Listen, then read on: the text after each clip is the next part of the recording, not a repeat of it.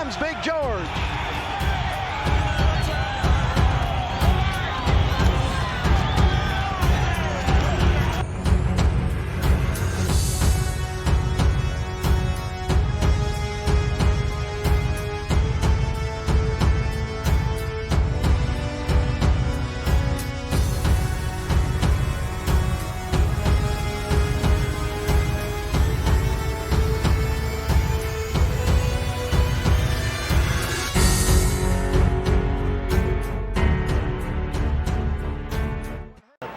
Doesn't appear to have the overpowering strength. There's some strong left-right combination by George Foreman that buckles Pierre Coetzer, and a right sends the South African to the canvas. 5, 6, 7. We have over a minute left in round number 8 as George Foreman has sent Pierre Coetzer to the canvas. Second time in the fight that he scored a knockdown. He wades in now with uppercuts that seem to take their toll. And Joe Cortez takes a cue and stops the fight.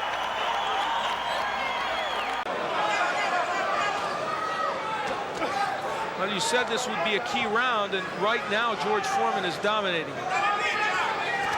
That was the first good left hook to the body, which I think he can land all day. And I'm not sure that didn't really hurt Qawi. I think Qawi wants to quit. That's it. Well, as I said, Al, he had the will to get by this round, which he did not have.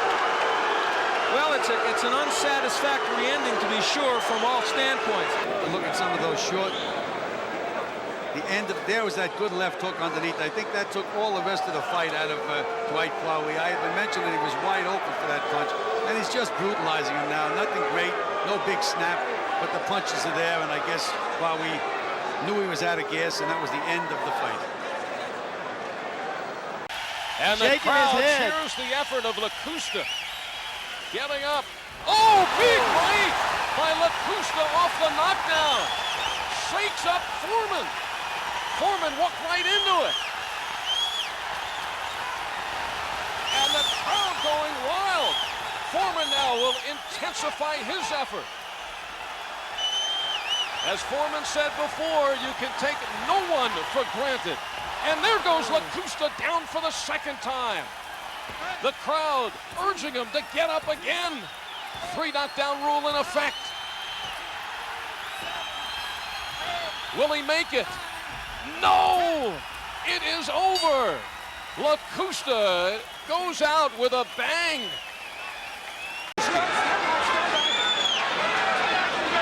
And Rocky somehow stays there and comes back for more. Part of the interest and allure here is that even though Sekorski hasn't fought the top of the heavyweight division, he's not been knocked out. So part of Foreman's mission here tonight, whatever you think of what he's doing, was to get a knockout. That was important. And my goodness. Look at his head snapping back. He reminds me of Randy Tex Cobb, the way he can take punches, but he's taking a terrible beating in the process. This is brutal. It is over. Richard Steele's had enough, and frankly, so have I. Well, and Rocky Sekorski does not complain. He stayed on his feet, but took fantastic punishment. In July of '89, and in that fight, he won that on a decision. Fighting twice in '90, in January and April, winning both. One with a second-round knockout, and one with a fourth-round knockout. So Rodrigues coming inside more than Dundee would want. He's open. There's a shot. A left hook catches him, and down goes Rodrigues. It looked almost like a grazing shot. It counts up to 5 and 6 and 7. He's not going to make it. It's 8, 9, and 10. It's all over. A second-round knockout for George Foreman. We see it again. Watch, look for the left hook. He sets it up here. The right hand misses now. Here it is, bam! And down he goes. And when he threw it, it didn't look like it was that heavy, but Adelson Rodrigues, a guy who scored 26 knockouts of his own, really on Queer Street. He cannot recover from that. So we answer the questions in a hurry here. Can George stay in there with a world-class fighter? The answer tonight is definitely yes. Misses the right, now watch the left hook. Here it comes, bang, right there. And again, it didn't look like it caught him that flush, but George is so big and so strong that Rodrigues can't recover from it. You can tell by the way his body is kind of going around awkwardly that he's definitely knocked out. Here he comes. He misses with the right. Now it's just the left hand. Look at him. Bang! He just catches him. The head spins and down he goes. And the awkward position he lands in and the way he falls.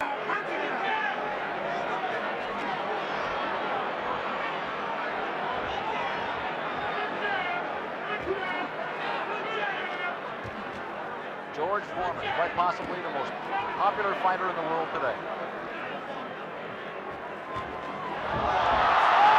Stewart is level.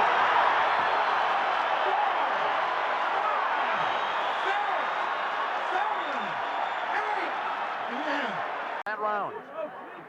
This is a great punch.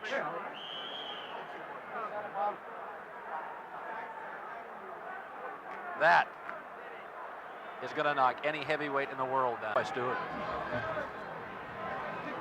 Again, a smaller ring, 18 by 18 we're told, which is legal. Cozy confines, big uppercut. And down goes Stewart.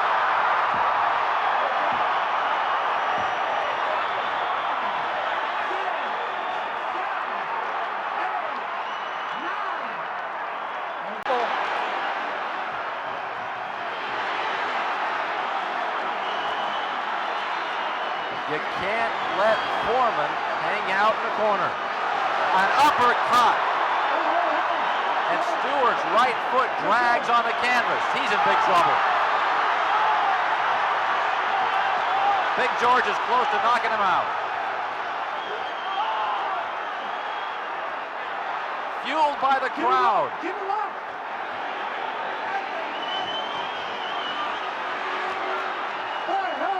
Stewart's got a lot to hold on to. He's grabbing underneath him. So again, I think Moore has felt the power of Foreman, what power is left even in round 10 of a fight in which he is desperately behind. And Teddy Atlas concerned in the corner. Well, another reason that the left hook is landing is Teddy said to Michael, move all the time to your right now and stay away from the right hand. So George had to adapt, and there he goes. He's walking into the left hook. George Foreman enjoying his best round of the fight here in round 10. There's a right hand. Down goes Moore. He's flat on his back. He may not get up. Not maybe. He's not moving.